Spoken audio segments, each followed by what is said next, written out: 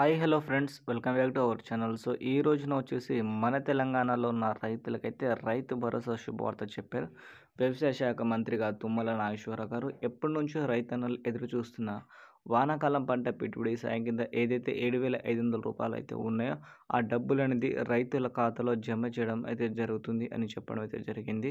So ముందుగా చూసుకుంటే ఏ రైతులకైతే రైతు భరోసా డబ్బులు అనేది జమ చేస్తారు ఈసారి ప్రభుత్వం నుంచి అనేది మనమైతే పూర్తి అప్డేట్ ఈరోజు ఈ వీడియోలో అయితే తెలుసుకుందాం. దాంతోపాటు కౌలు రైతులు ఎవరైతే ఉంటారో వాళ్ళకు కూడా మనకైతే మేనిఫెస్టోలో హామీ అయితే ఇచ్చారు కదా.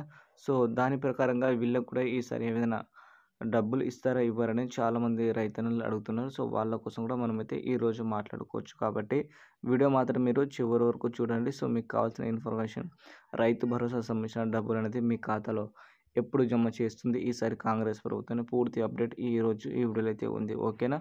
సో ఇప్పుడైతే లేట్ చేయకుండా వీడియో అయితే స్టార్ట్ అయితే చేసుకుందాం. ముందుగా చూసుకుంటే ఛానల్ అయితే సబ్స్క్రైబ్ చేసుకోండి. అదేవిధంగా వీడియోని ఒక లైక్ చేసి మనకైతే సపోర్ట్ అయితే చేసేయండి.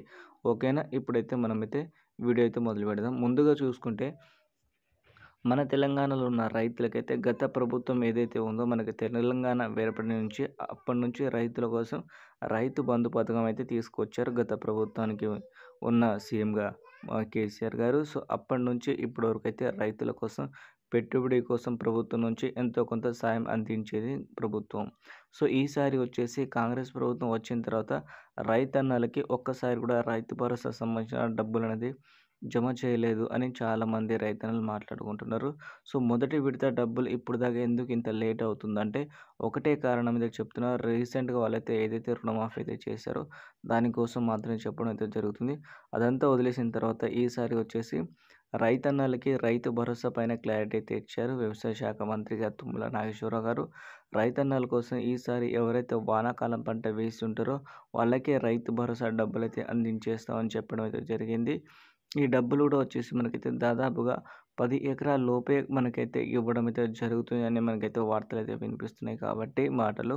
సో ఈసారి వచ్చేసి 10 ఎకరాల వరకు అయితే కట్ ఆఫ్ అయితే ఉండే ఛాన్స్ అయితే ఉంది.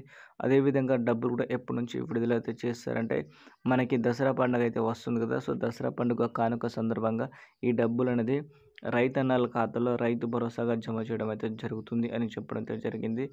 దీనికి సంబంధించిన గైడ్లైన్స్ ఏమేమి ఉన్నాయో మనకైతే అదే త్వరలో అయితే వాళ్ళైతే రిలీజ్ చేస్తాం కూడా చెప్పడం అయితే జరిగింది కాబట్టి కొంచెం వెయిట్ అయితే చేయండి. సో మీకు రావాల్సిన ఏదైతే అమౌంట్ ఉందో రైతు భరోసా అమౌంట్ మీకైతే వచ్చేస్తే అదేవిధంగా కౌలు రైతులు ఎవరైతే ఉన్నారో వాళ్ళకైతే ఈసారి రైతు భరోసా ఇవ్వట్లేదు కూడా చెప్పడం అయితే జరిగింది. బట్ హామీ అయితే ఇచ్చారు కానీ డబ్బులు అయితే ఇవ్వట్లేదు వాళ్ళకి.